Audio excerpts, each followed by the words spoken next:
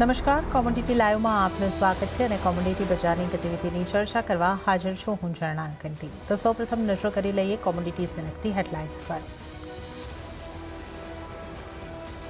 રૂપિયા ઉપર focus. Dollar સામે રૂપિયામાં 8 પૈસાની મજબૂતી. ડોલર ઇન્ડેક્સમાં વેચવાલી અને ઇક્વિટી બજારમાં ખરીદારીને કારણે રૂપિયાને મળ્યો સપોર્ટ.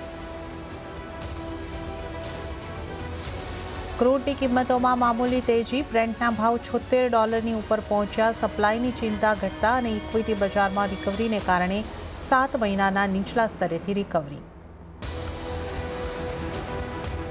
પણ સોના ચાંદીમાં વેચવાલી. કોમેક્સ ઉપર સોનું $2400 નીચે આવ્યું. ચાંદીમાં $28 નીચે નોંધાયો કારોબાર. આ વર્ષે ફેડ વ્યાજ દરમાં ઘણીવાર કાપ કરે તેવી આશંકાએ કિંમતો પર અસર. અને અમેરિકાના સોયાબીનના ઊભા પાકની સ્થિતિ સારી. જોકે બાંગ્લાદેશમાં રાજકીય કટોકટી સર્જાતા મલેશિયન પામ તેલની માંગ ઘટવાની શક્યતા.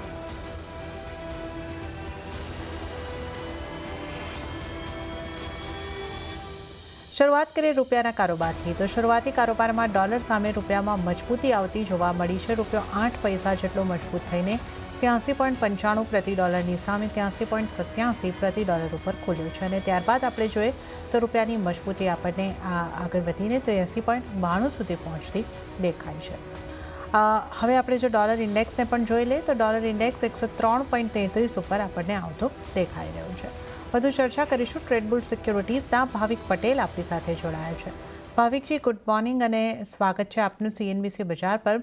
તો ભાવિકજી, જે રીતે આપણે રૂપિયાને ખાસ કરીને નવા લોઝ બનતા જોયા હતા ત્યાંથી એક રિકવરી અને આજે આપણે શરૂઆત 8 પૈસાની મજબૂતી સાથે જોઈ છે અને થોડો મજબૂત રૂપિયો અત્યારે દેખાઈ રહ્યો છે. આપને કઈ રીતનું લાગી રહ્યું છે આગળ રૂપિયાની ચાલ? આ મજબૂતી સસ્ટેનેબલ છે? Good morning જન્નાજી. મને લાગે છે આઈ થિંક હવે અહીંયાથી થોડો ડોલર ઇન્ડેક્સ જે છે એ વીક થવો જોઈએ. સૌથી પહેલા તો આપણે જોયું કે અત્યારના જે યેન કેરી ટ્રેડ હતું એ અનવાઇન્ડ થઈ રહ્યું હતું એટલે એના લીધે ડોલર ઇન્ડેક્સમાં આપણને થોડી મજબૂતી જોવા મળી હતી. પ્લસ જે રીતે અત્યારના જે પેનિક સેલિંગ હતું એમાં પણ આપણે જોઈએ કે ડોલર જે છે સેફ હેવન કરન્સી ગણાય છે. એટલે એમાં પણ થોડુંક રોકાણ થયું હતું. યુએસની ટ્રેઝરી યીલ્ડ પણ વધી હતી અને એના લીધે જ. અને હવે આપણે જોઈ રહ્યા છે કે અહીંયાથી હવે મને લાગે છે કે માર્કેટ હવે ફેક્ટરિંગ કરી રહ્યું છે કે ફેડ જે છે એ 50 બેઝિસ પોઈન્ટ પણ વ્યાજ દર કટ થઈ શકે છે.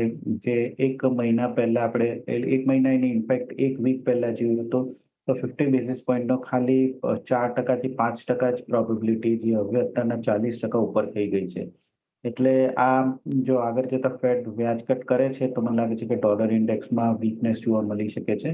અને રૂપિયો પણ આપણે જોઈએ તો આઈ થિંક 84 એક સારું એવું ખેંચી ચૂક્યું છે. તો મને લાગે છે કે અહીંયાથી હવે થોડુંક આરબીઆઈ પણ રૂપિયો જે છે એ થોડુંક સ્ટેબલ કરી શકે છે. એટલે અહીંયાથી એકવાર મને લાગે છે કે એક શોર્ટ પોઝિશન જરૂરથી લઈ શકાય છે 84.02 ના સ્ટોપ લોસથી અને નીચે ટાર્ગેટ રાખે છે કંઈક 83.85 નો.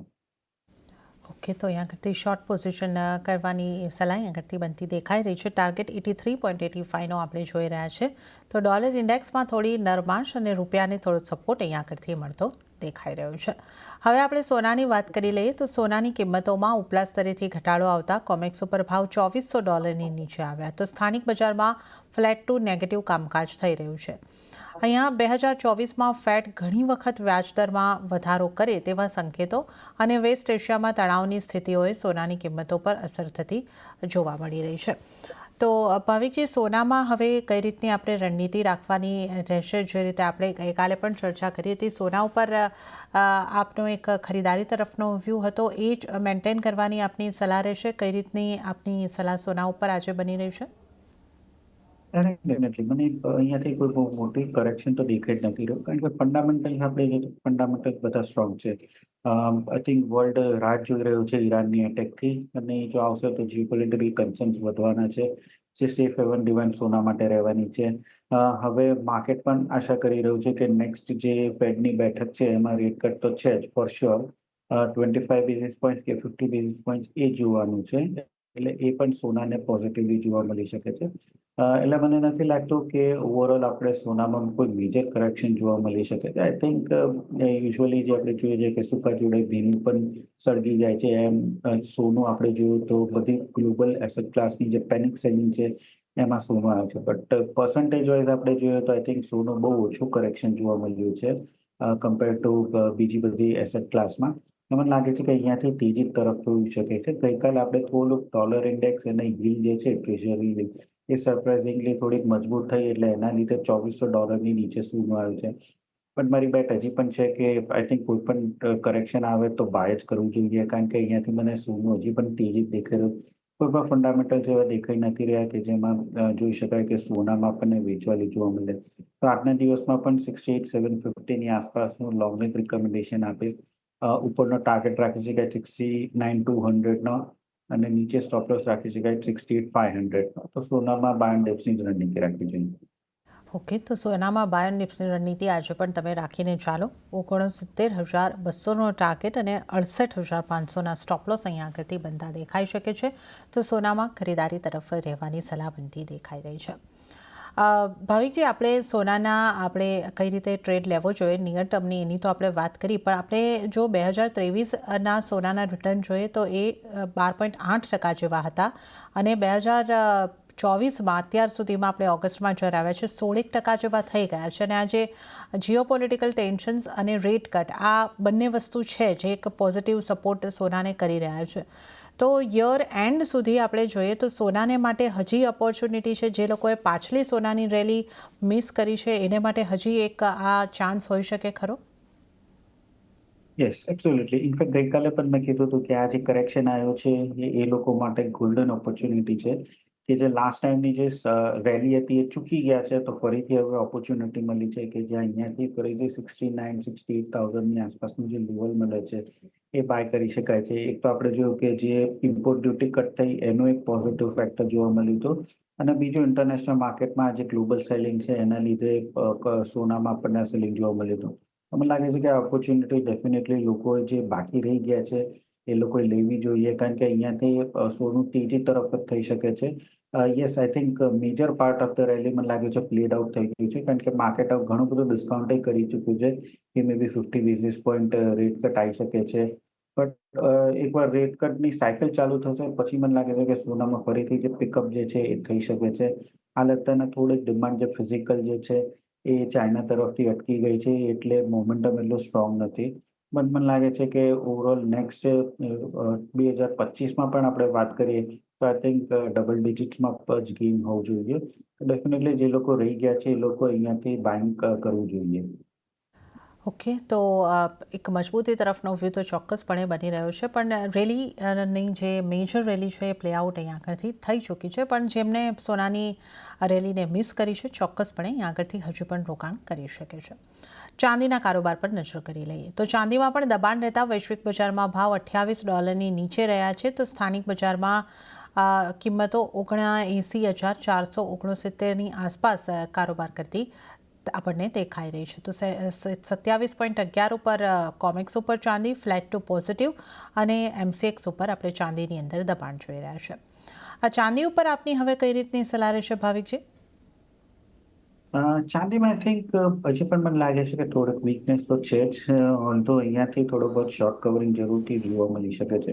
અને મેજર પાર્ટ આપણે જોઈએ તો આઈ થિંક યેનનો જે કેરી ટ્રેડ છે બધે અનવાઇન્ડ થઈ ચૂક્યું છે. એટલે અહીંયાથી હવે મેજર એસેટ ક્લાસમાં જે આપણે મંડે અને ટ્યુઝડે જે સેલિંગ પ્રેશર જોયું એ મને નથી લાગી રહ્યો કારણ કે બધું ફેક્ટર ઇન થઈ ગયું છે. અહીંયાથી આઈ થિંક હવે માર્કેટ આગળ જતાં થોડુંક રિકવરી ફેઝ જરૂરથી જોશે અને જે સેલિંગ પ્રેશર આપણને જે હાર્ડ જોવા મળ્યું હતું આઈ થિંક એ ઓછું થઈ જશે. કારણ કે ઓલરેડી આપણને ખાસું એવું ચાંદીમાં વેચવાલી જોવા મળી છે તો અહીંયાથી મને નથી લાગતું કે નવી શોર્ટ પોઝિશન એડ થાય. બટ અહીંયાથી આઈ થિંક હલકી ફુલકી તેજી જરૂરથી જોવા મળી શકે છે. તો 79,100ની આસપાસ એકવાર બાય કરી શકાય છે. 79,800ના ટાર્ગેટથી અને 78,400નો સ્ટોપ લોસ રાખી શકાય. મેટલ્સના કારોબારની આપણે વાત કરીશું તો શરૂઆતી કારોબારમાં સ્થાનિક બજારમાં તમામ મેટલ્સની અંદર આશરે 0.5%થી વધારેની વેચવાલી આવતી જોવા મળી છે. અને વૈશ્વિક બજારથી પણ માંગ નબળી અને વધુ ઇન્વેન્ટરીના કારણે મેટલ્સના સેન્ટિમેન્ટ ફરી બગડતા જોવા મળી રહ્યા છે. તો જે રીતે આપણે જોઈ શકીએ છીએ ઝિંક 245 પર, એલ્યુમિનિયમ 212 પર, કોપર 776 ઉપર અત્યારે આપણને ઘટાડા સાથે કારોબાર કરતી MCX ઉપર દેખાઈ રહી છે. ભાવિકજી, મેટલ્સમાં આપણે જે રીતનો સતત ઘટાડો જોઈ રહ્યા છે, પાછલા એક મહિનામાં કોપરની કિંમતો 14% જેટલી ઘટી ગઈ છે ઇન્ટરનેશનલ માર્કેટમાં. ઝિંક પણ 13% જેટલું ઘટતું દેખાઈ રહ્યું છે. આપણા એમસીએક્સ ઉપર પણ દબાણ સાથે જ આપણે સતત કારોબાર થતા જોઈ રહ્યા છે. તો મેટલ્સનો ઘટાડો ક્યાં સુધી આગળ વધતો દેખાઈ રહ્યો છે? આપને કઈ રીતની આપની સલાહ મેટલ્સમાં બની રહી છે?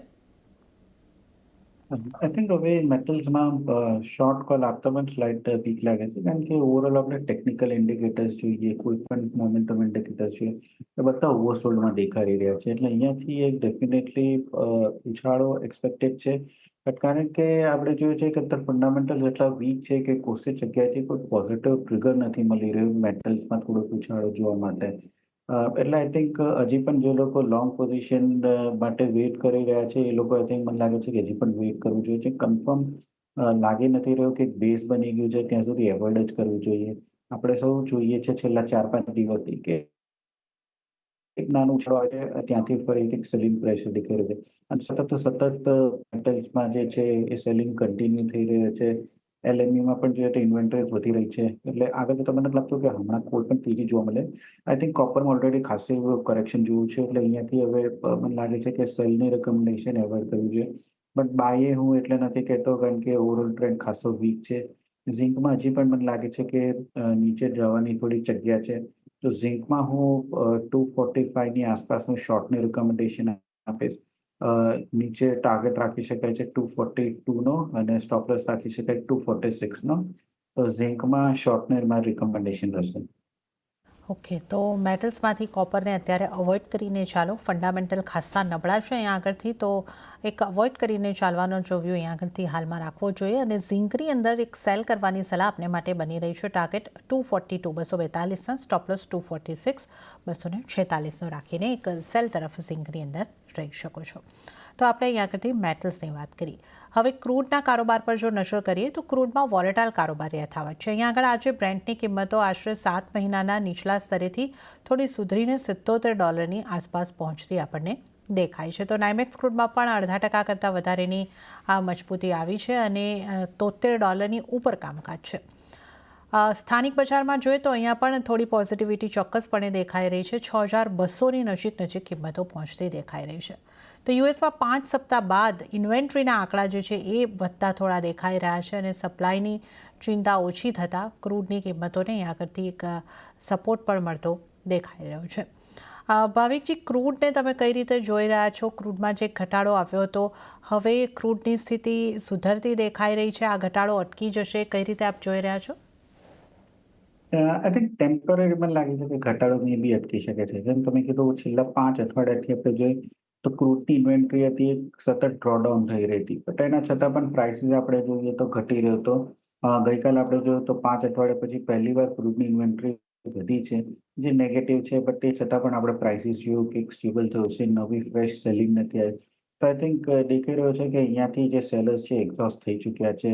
થોડોક પોઝિટિવ ફેક્ટર પણ છે, જેમ કે આપણે આ વીકેન્ડમાં પણ જોયું કે ક્રૂડની જે લિબિયાની જે ઓઇલ ફિલ્ડ જે છે એ અત્યારના ઓફલાઈન છે. પ્લસ સાઉદી અરેબિયાએ પણ જે એશિયા તરફથી જે આપી રહ્યું છે ક્રૂડ, એમાં 20 સેન્ટનો વધારો કર્યો છે. અને સાઉદી અરેબિયાને લાગી રહ્યું છે કે આગળ જતા જે ડિમાન્ડ છે એ થોડીક વધી શકે છે. ઓવરઓલ આઈ થિંક મને લાગે છે કે મિક્સ બેગ છે. યુએસનો જે સ્ટ્રેટેજિક પેટ્રોલિયમ રિઝર્વ છે એ લોકોએ પણ 0.8 મિલિયન બેરલ્સ છે એ ઓઇલ ભર્યું છે. આટલી નીચેનો પ્રાઇસીસ છે. એટલે અહીંયાથી હવે આઈ થિંક મને લાગે છે કે થોડુંક માર્કેટનો જે પ્રાઇસીસ છે થોડા સ્ટેબલ જેવું થવા જોઈએ અને સ્લાઇટ પોઝિટિવ જોવા મળી શકે છે. જો માર્કેટ અહીંયાથી ઓવરઓલ એસેટ ક્લાસ રિકવર થશે તો મને લાગે છે કે ક્રૂડમાં ફરીથી 6400 સુધીની પણ વેલ્યુ જોવા મળી શકે છે. બટ અત્યારના હું કોશિયસલી પોઝિટિવ છું અને આઈ થિંક કોલ ઓપ્શન જે 6200નો છે એ મારે રિકમેન્ડેશન રહેશે, જે અરાઉન્ડ 135 ચાલી રહ્યો છે 180ના ટાર્ગેટથી, અને ₹100નો સ્ટોપ લોસ. તો 6200નો જે કોલ ઓપ્શન છે એ બાય કરી શકાય છે. ઓકે, તો ક્રૂડને માટે અત્યારે એક કિંમતો સ્ટેબલ થતી તો ચોક્કસપણે લાગી રહી છે. તો 6200નો કોલ ઓપ્શન છે એને આગળથી ખરીદી કરીને ચાલી શકો છો, જે અત્યારે 135 ઉપર છે. 180ના ટાર્ગેટ અને 100નો સ્ટોપ લોસ રાખો તો ક્રૂડમાં એક ઓપ્શન સ્ટ્રેટેજીનો ઉપયોગ કરીને તમારે હાલ કારોબાર કરવાનો રહેશે. તો આપણે ક્રૂડની પણ અહીં આગળથી વાત કરી અને હવે નેચરલ ગેસ ઉપર પણ નજર કરી લઈએ તો શરૂઆતી કારોબારમાં સ્થાનિક બજારમાં નેચરલ ગેસમાં 0.5%થી વધારેની તેજી આવતી દેખાય અને 171ની આસપાસના સ્તર આપણને જોવા મળી રહ્યા છે. ભાવિકજી, નેચરલ ગેસ પર હવે આપની કઈ રીતની સલાહ રહેશે? નેચરલ ગેસમાં આઈ થિંક ગઈકાલે જ મેં કીધું હતું કે 160 થી 155નું જે એરિયા છે ત્યાં આપણે વારંવાર જોઈએ છે કે નેચરલ ગેસ સપોર્ટ લે છે. ઓલ્ધો ઉપર આપણે જોઈએ તો 180 185 રેઝિસ્ટન્સ છે.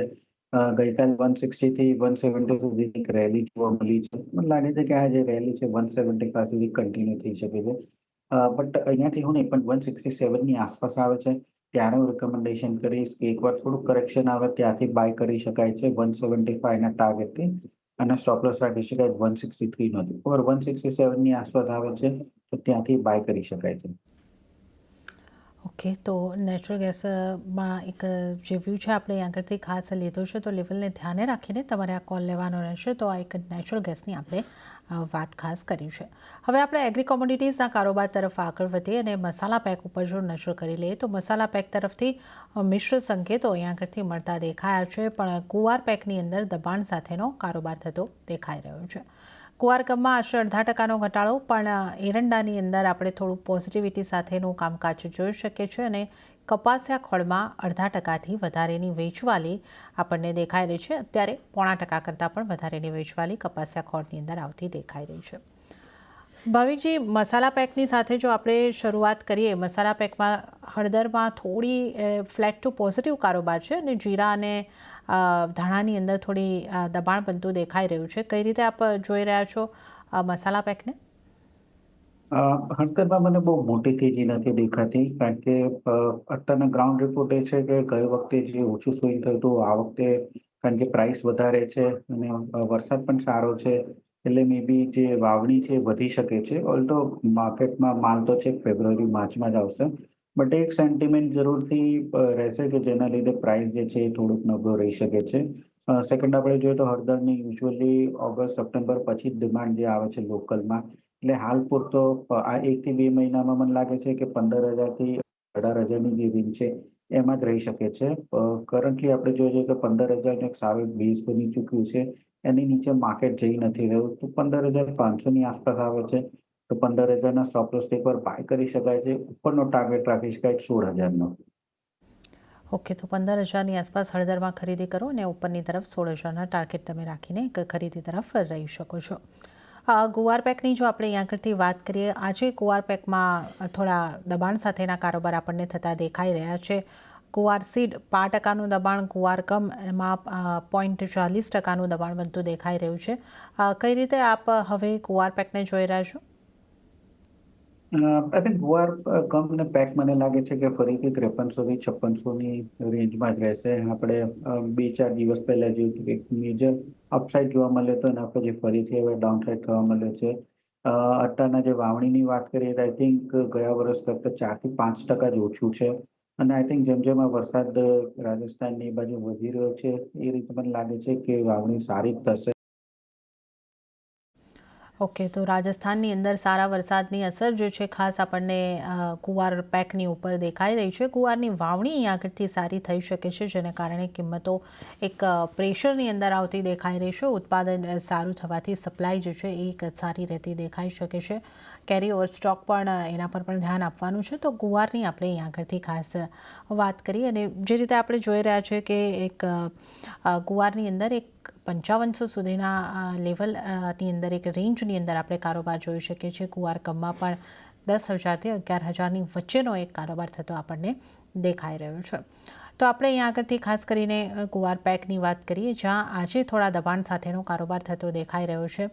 રીઝન્સની પણ આપણે જે વાત કરી, વરસાદની પરિસ્થિતિ, ક્રૂડની કિંમતોની અંદર ઘટાડાની પણ એક ઇમ્પેક્ટ અહીં આગળ રહેતી હોય છે. જી ભાવિકજી, આપ કુવાર અંગે આપની સલાહ આપી રહ્યા હતા. જી, ગોવા સીડની આપણે વાત કરીએ તો આઈ થિંક 53 થી 5600ની જે લેવલ જે છે મને લાગે છે કે એ જ લેવલ રહી શકે છે. હાલ અત્યારના આપણે જોયું છે કે જે વાવણીના ડેટા આવ્યા છે એ લાસ્ટ યર કરતાં હવે થોડોક મને લાગે છે કે ઘટી જશે. મે બી 4 થી 5% જ રહેશે અને જે રીતે વરસાદનું સારું એવું રીતે ચાલી રહ્યું છે એ રીતે મને લાગે છે કે બહુ મોટી અહીંયાથી હવે તેજી નહીં દેખાય. હિસ્ટોરિકલી પણ આપણે જોયું છે કે ઓક્ટોબર એન્ડ નવેમ્બર પછી થોડી તેજી જોવા મળે છે. મને લાગે છે કે 5300 થી 5600 ની વચ્ચેનું રેન્જ રહેશે. હાલ અત્યારે ગુવાર ગમની જો વાત કરીએ તો એની માંગ જે છે એ પણ ઓછી થઈ છે, કારણ કે યુએસમાં આપણે જોઈ રહ્યા છીએ કે ઓઇલ પ્રોડક્શન જે છે એ ઓછું થયું છે પ્રાઇસીસના લીધે. એ પણ એક નેગેટિવ ફેક્ટર છે. બટ અહીંયાથી હવે બહુ મેજર કરેક્શન જોવા નથી મળી રહ્યું. તો એકવાર નીચે 10,300 ની આસપાસ ગમ આવે છે તો 10,000ના સ્ટોપ લોસથી બાય કરી શકાય છે. ટાર્ગેટ 10,500 10,600 નો રાખી શકાય છે. અને બટ મેજર મને નથી લાગતું કે બેવમાં હવે અપસાઇડ જોવા મળે. I think range bound movement જ જોવા મળી શકે છે. ઓકે, તો કુવાર પેકમાં રેન્જ બાઉન્ડ મુવમેન્ટ એક 10,600ના ટાર્ગેટ માટે કુવારકમમાં ખરીદી કરીને ચાલી શકો છો. ત્યારે જ ભાવિકજી, આપનો ખૂબ ખૂબ આભાર. આપ અમારી સાથે જોડાયા અને તમામ કોમોડિટીઝ અંગે આપણે ચર્ચા કરી. આપનો આભાર. અને આ સાથે જ કોમોડિટી લાઈવમાં પણ હાલ પૂરતું આટલું જ. હાલ મને પણ આપશો રજા, પણ વધુ અપડેટ્સ અને સમાચારો માટે આપ CNBC બજાર સાથે જોડાયેલા રહો. આગળ મારા સહયોગી પ્રીતિ દલાલ આપને માટે લઈને આવશે બજાર હેલ્પલાઇન. નમસ્કાર.